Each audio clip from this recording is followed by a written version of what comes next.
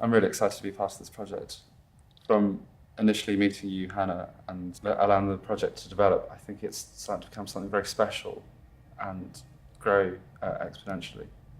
I can see it bringing in a lot of styles and histories and cultures, and being something that can really, really engage everyone, or at least a variety of people from different backgrounds.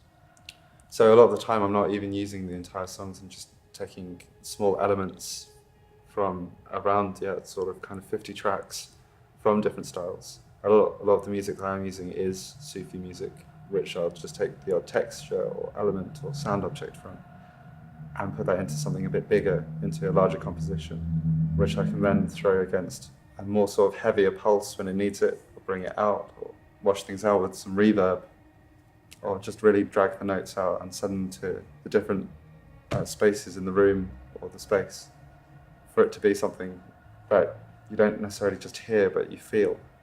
I mean, I come from like a really electronic music background. I've been playing and producing since my sort of mid-teens, and that's been the thing that I've kind of really focused on the side. But then I play other instruments as well, and I really try to bring those elements and influences into this as well.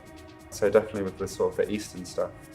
I grew up in Southall, which has really sort of rich heritage of Indian immigrants coming into the country. Between Southall and India, there's this rich tapestry of ragas and qawwalis and North Indian classical music that I've grown up listening to, which I definitely think comes out in some music. The whole reason of having 50 tracks to say that I can work with is that sometimes it's not even a case of using the same bits of the tracks.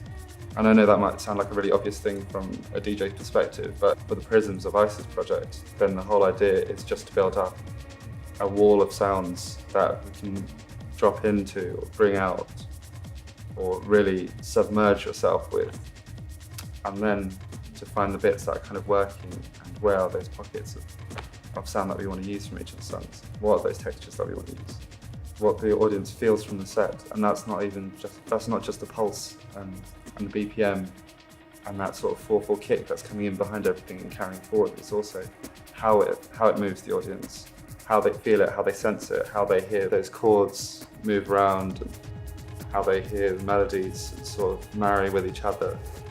But it's always for the journey. So those moments of tension is always for the release at the end of it.